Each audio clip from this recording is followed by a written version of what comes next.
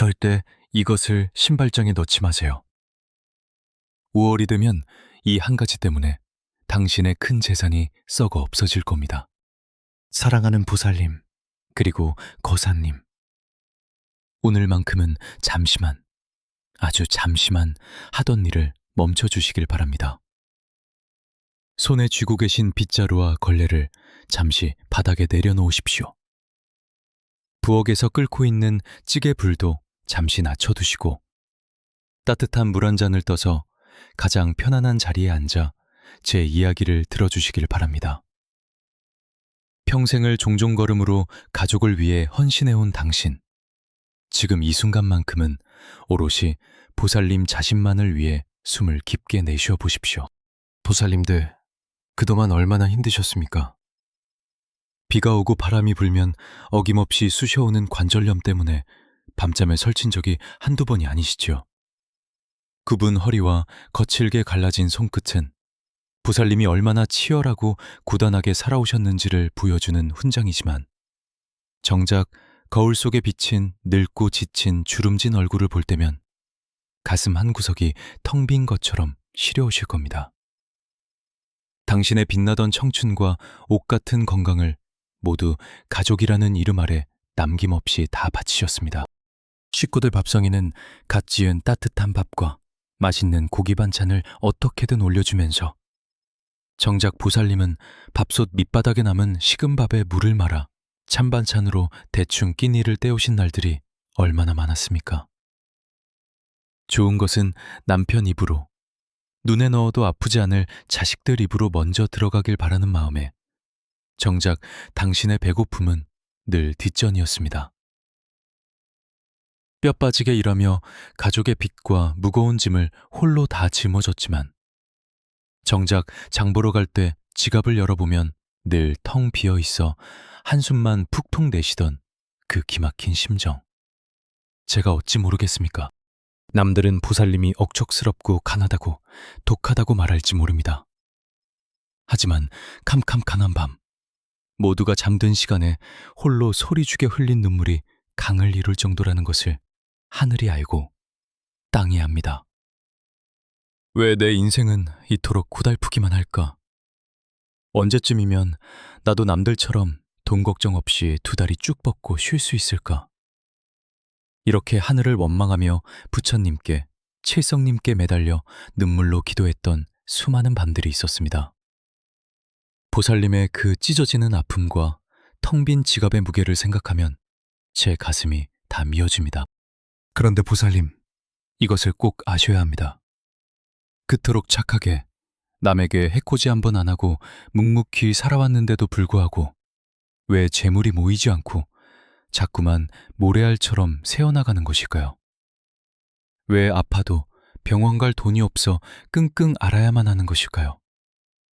그것은 보살님의 노력이 부족해서가 결코 아닙니다.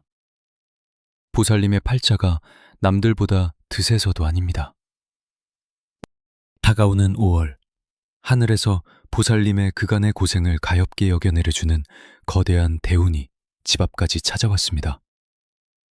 보살님의 팔자를 뒤바꿔 놓을 엄청난 기운입니다.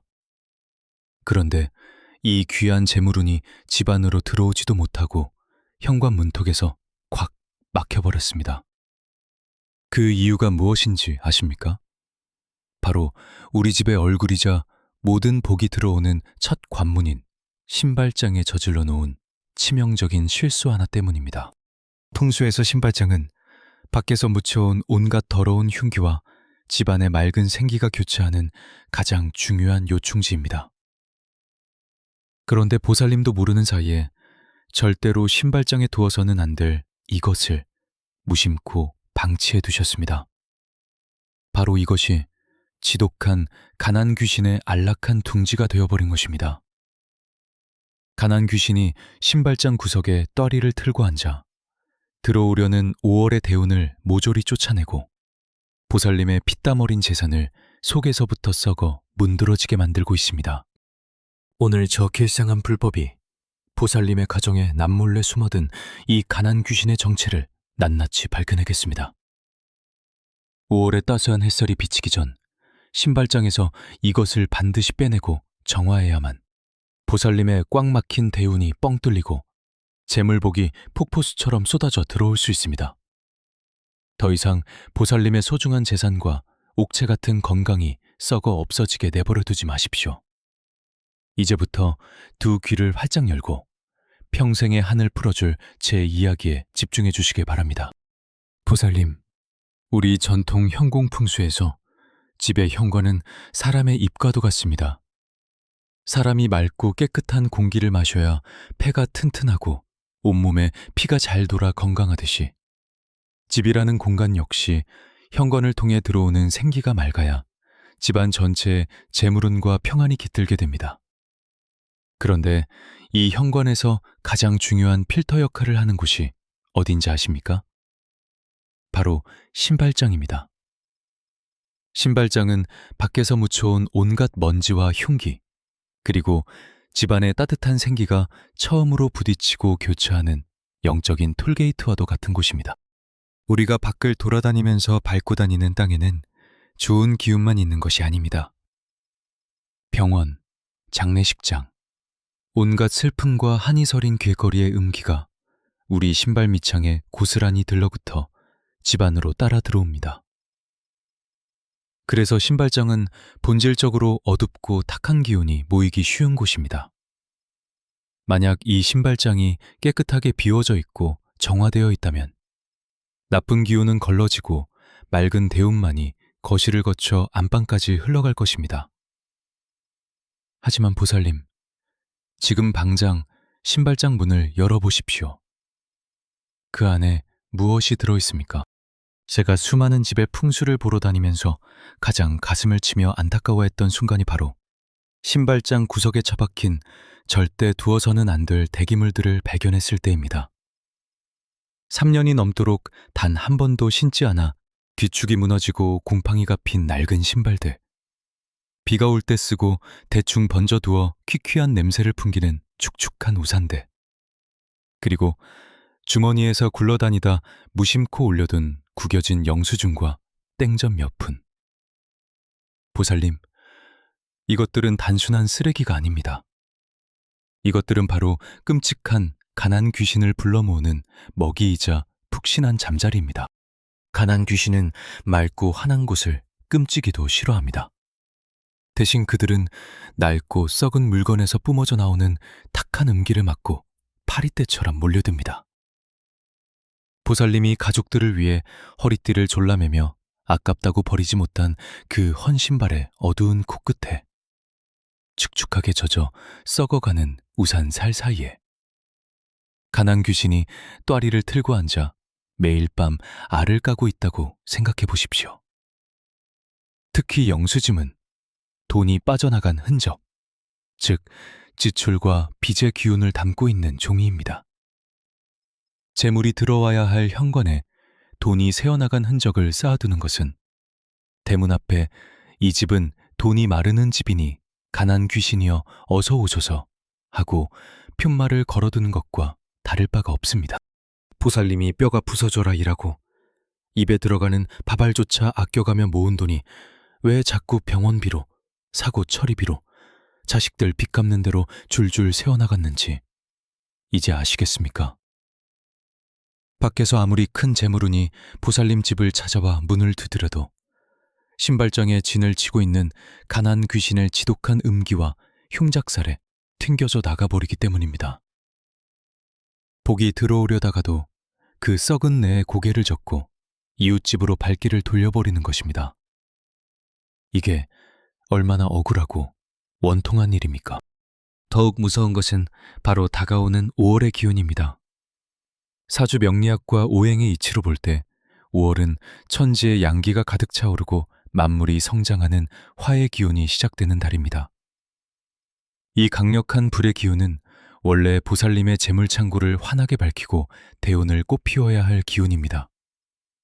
그러나 신발장의 낡은 신발, 죽은 목기운과 축축한 우산, 썩은 수기운이 방치되어 있다면 상황은 정반대가 됩니다. 5월의 강렬한 화기운이 신발장의 썩은 기운과 만나면 끔찍한 살기로 변질되어 버립니다. 불이 쓰레기를 태우면 유독가스가 발생하듯이 5월의 기운이 신발장의 향기를 만나면 눈에 보이지 않는 영적인 독가스가 되어 집안 전체로 무섭게 퍼져나갑니다. 이것이 보살님이 평생 흘린 피땀과 눈물, 그리고 남모르게 쌓아온 가족의 복력을 한순간에 새카맣게 태워버리는 것입니다. 그래서 5월이 되면 유독 돈 맥경화가 심해지고 멀쩡하던 가족이 다치거나 아프고 멀쩡하던 사업이 하루아침에 곤두박질 치는 일들이 벌어지는 것입니다. 큰 재산이 그야말로 썩어 문드러지는 꼴을 두 눈 뜨고 당하게 됩니다. 하지만 보살님, 거사님, 너무 두려워하지 마십시오. 병의 원인을 알면 고칠 수 있고 귀신의 거처를 알면 쫓아낼 수 있는 법입니다. 제가 왜 이렇게 피를 토하듯 신발장을 강조하는지 그 무서운 진실을 아셨다면 이제 절반은 해결된 것입니다. 가난 귀신은 정체를 들키는 순간 그 힘을 잃기 시작합니다. 이제 제가 이 지독한 늪에서 빠져나와 벼락 같은 부 거머쥔 한 보살님의 기적 같은 실화에 들러 직원은 보정은 덕풍이다. 고침은 벅다모아 여거 빠져나와지마 든 게 그러가 무설 같은데다. 이 이야기를 들으시면 보살님의 막힌 속도 뻥 뚫리실 겁니다. 보살님, 지금부터 제가 들려드릴 이야기는 부산에 사시는 65의 박 보살님께서 직접 겪으신 피눈물 나는 실화입니다. 박 보살님은 그야말로 평생을 뼈가 으스러지도록 가족만을 위해 헌신하신 분이셨습니다. 젊은 시절 남편분의 사업이 크게 실패하면서 빚더미에 올라앉았고 그 충격으로 남편분은 중병에 걸려 자리에 눕고 말았습니다. 설상가상으로 40이 다 되어가는 큰아들은 번번이 취업에 실패하며 방문을 걸어잠그고 세상과 단절해버렸습니다. 하늘이 무너져도 솟아날 구멍이 있다지만 박보살님의 삶에는 그 작은 쥐구멍조차 보이지 않는 듯 했습니다. 칠흑같이 어두운 새벽. 남들은 곤히 잠든 시간에 박보살님은 홀로 낡은 옷을 주워 입고 식당 주방으로 찬물을 뒤집어쓰며 설거지를 하러 나가셨습니다. 퉁퉁 부어오른 손마디와 굽어버린 허리, 쑤셔오는 관절염의 고통 속에서도 오직 병든 남편의 약값과 자식의 밥 한 끼를 위해 고통을 우겨넣으셨습니다. 밤이 되어 좁고 퀴퀴한 반지하 단칸방으로 돌아오면 곤히 잠든 식구들 몰래 소리 죽여 엎드려 오는 것이 보살님의 유일한 위안이었습니다. 부참님, 칠성님, 도대체 제가 전생에 무슨 큰 죄를 지었기에 이토록 가혹한 형벌을 내리십니까? 그 피맺힌 절규는 차가운 방바닥을 적셨지만 현실은 벼랑 끝으로 계속 밀려나고만 있었습니다. 그러던 어느 날 지푸라기라도 잡는 심정으로 저에게 눈물 콧물 범벅이 된 목소리로 전화를 주셨습니다. 법사님, 제발 저희 가족 좀 살려주십시오. 이제는 정말 죽고 싶어도 죽을 힘조차 없습니다. 그 처절한 목소리에 저는 만사를 제쳐두고 당장 부산의 박보살님 댁으로 향했습니다. 햇빛 한 줌 제대로 들어오지 않는 좁은 골목길을 지나 퀴퀴한 곰팡내를 풍기는 반지하 현관문 앞에 섰을 때 저는 등골이 오싹해지는 끔찍한 기운을 느꼈습니다. 문을 열기도 전에 지독하고 탁한 음기가 제 숨통을 조여오는 것 같았습니다. 문을 열고 들어선 순간 저는 문제의 근원을 단번에 알아차렸습니다. 바로 현관에 비좁게 서 있는 신발장이었습니다. 제가 조심스럽게 신발장 문을 열자 그 안에는 형언할 수 없는 썩은 기운이 훅 하고 뿜어져 나왔습니다. 남편분이 10년 전 사업할 때 신었던 굽이 다 닳고 곰팡이가 하얗게 핀 구두들이 겹겹이 쌓여 있었습니다. 비 오는 날 대충 번져두어 살대가 녹슬고 천이 사가버린 우산들이 한 구석에 축축하게 처박혀 있었고, 무엇보다 신발장 칸칸마다 구겨진 영수증과 독촉장, 10원짜리 동전 몇 개가 먼지와 함께 엉겨붙어 있었습니다. 보살님, 그곳은 단순한 신발장이 아니었습니다. 그곳은 흉악한 가난 귀신이 수십 년간 또아리를 틀고 앉아 살을 찌워온 거대한 둥지이자 무덤이었습니다. 10년 묵은 썩은 신발은 죽은 기운을 내뿜으며 집안의 생기를 갉아먹고 있었고, 돈이 빠져나간 흔적인 낡은 영수증들은 빚더미의 탁한 파동을 집안 구석구석으로 퍼뜨리고 있었습니다. 밖에서 아무리 좋은 대운이 들어오려 해도 이 신발장에서 뿜어져 나오는 지독한 흉살과 썩은 냄새에 막혀 튕겨나가 버렸던 것입니다. 아들이 면접에 떨어지고 남편의 병세가 악화된 모든 원흉이 바로 이 현관 문턱에서 도끼를 내뿜는 가난 귀신 때문이었습니다. 저는 즉시 박 보살님께 호통을 쳤습니다. 보살님, 지금 당장 이것들을 다 끄집어내십시오. 남편의 과거에 미련을 두어버리지 못한 이 썩은 구두가 지금 아들의 앞길을 막고 남편의 명줄을 갉아먹고 있는 겁니다. 몽땅 쓰레기 봉투에 담아 미련 없이 내다 버리십시오. 박 보살님은 제 기세에 눌려 덜덜 떨리는 손으로 낡은 신발과 영수증들을 전부 끄집어내어 버렸습니다. 그리고 저는 굵은 소금물을 타서 신발장 구석구석을 박박 닦아내게 하고 환한 조명을 켜서 어둠을 몰아내었습니다. 가난 귀신의 소굴을 완전히 박살내버린 것입니다. 청소를 마친 후 저는 텅 빈 신발장 가장 어둡고 깊숙한 곳에 무너진 집안의 기운을 되살리고 터주신을 모셔오기 위한 황금 방패 비방을 영해드렸습니다. 맑은 소금과 붉은 팥, 그리고 10원짜리 동전을 이용한 이 강력한 비방은 남은 찌꺼기 흉기를 말끔히 태워버리고 다가오는 5월의 대운을 집안으로 맹렬하게 빨아들이는 신비한 자석 역할을 합니다. 보살님은 제 지시대로 합장하고 눈물을 흘리며 간절히 기도를 올렸습니다. 그 순간 반지하의 퀴퀴한 공기가 맑고 가볍게 변하는 것을 저와 보살님 모두 느낄 수 있었습니다. 그리고 정확히 3개월 뒤 제게 다시 전화가 걸려왔습니다. 이번에도 펑펑 우는 목소리였지만 그것은 피눈물이 아닌 환희와 기쁨의 눈물이었습니다. 법사님, 40살 큰아들이 기적처럼 중견기업에 정규직으로 합격했다는 것입니다.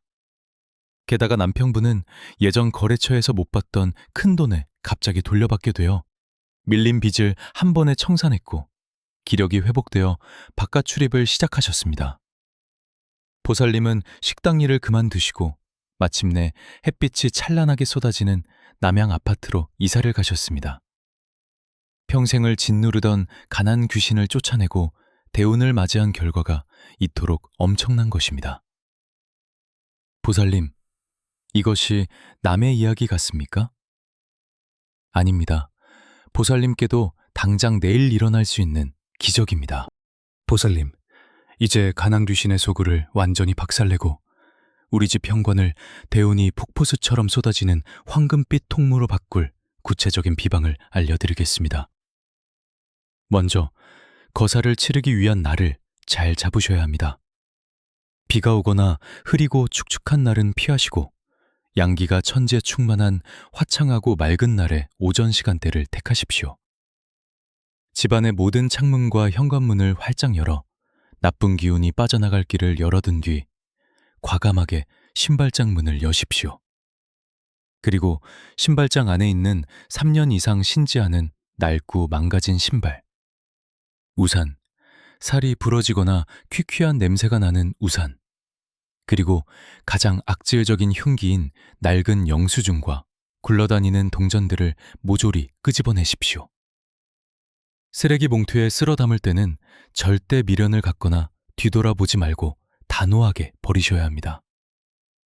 이것은 단순한 청소가 아니라 보살님의 목을 조르던 가난 귀신의 숨통을 끊어버리는 거룩한 영적 의식입니다. 물론 평생을 아끼고 절약하며 10원 한 장도 벌벌 떨며 살아오신 보살님 성품에 멀쩡해 보이는 신발 하나 버리는 것도 가슴이 쓰리고 아깝게 느껴지실 수 있습니다. 이거 우리 영감이 젊을 때 아끼던 건데, 우리 큰아들 처음 면접 볼 때 신었던 건데 하며 지난 세월의 추억을 곱씹으실 수도 있습니다. 그 애틋하고 따뜻한 마음, 가족을 사랑하는 그 지극한 마음을 제가 어찌 모르겠습니까? 하지만 보살님, 다 죽어가는 나무에서는 결코 새로운 싹이 피어날 수 없습니다. 죽은 기운을 뿜어내는 물건을 억지로 끌어안고 있으면 집안에서 살아 숨쉬는 생기마저 질식하여 죽어버립니다. 다가오는 5월의 거대한 대운을 온전히 담기 위해서는 먼저 썩은 그릇을 텅 비워내야만 합니다. 썩은 물을 퍼내야만 맑은 생명수를 가득 채울 수 있는 우주의 이치를 꼭 명심하시고 이번만큼은 독하게 마음먹으셔야 합니다. 신발장이 깨끗하게 비워지고 굵은 소금물로 구석구석 닦아내어 정화가 끝났다면 이제 본격적으로 텅 빈 공간에 재물운을 강력하게 끌어당기는 황금 방패 비방, 즉 현공풍수 최고의 비술인 진택초제 법수를 행할 차례입니다. 먼저 주방으로 가셔서 이가 빠지거나 흠집이 하나도 없는 깨끗하고 하얀 도자기 그릇이나 유리 그릇은 하나 준비하십시오. 여기서 주의하실 점은 절대로 가벼운 플라스틱 그릇은 사용해서는 안 된다는 것입니다. 플라스틱은 흙과 불의 기운을 차단하는 인공적인 화학 물질이므로 자연의 맑은 기운을 담아내는 영적인 도구로는 절대 쓸 수 없습니다.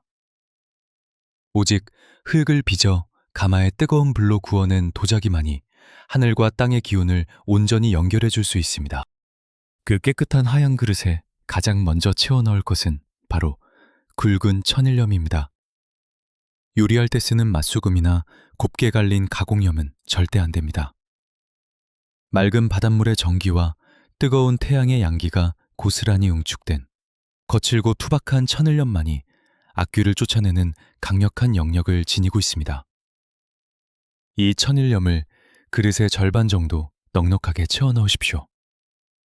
소금은 예로부터 삿된 것을 물리치는 살균과 정화의 힘을 가졌을 뿐만 아니라 신발장에 보이지 않게 스며들어 있는 음기와 눈물 같은 습기를 진공청소기처럼 모조리 빨아들이는 역할을 합니다.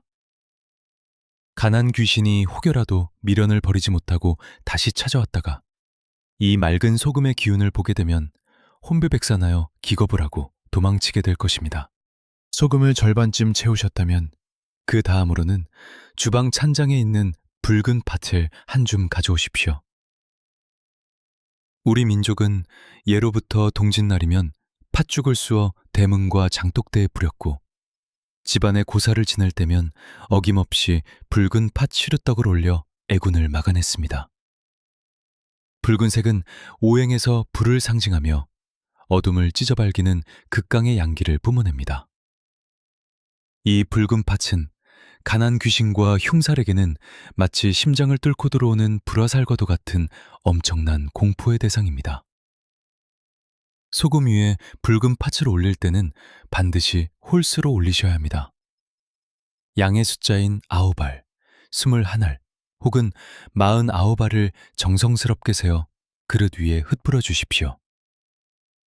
이로써 나쁜 기운을 쳐내는 기본적인 영적 방패가 완성된 것입니다.